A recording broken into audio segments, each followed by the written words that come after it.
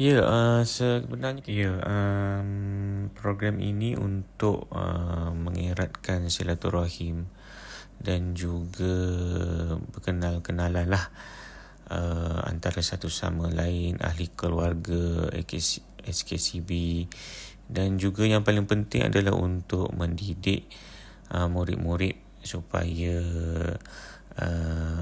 kita raikanlah nuzul Quran yang bakal menjelang.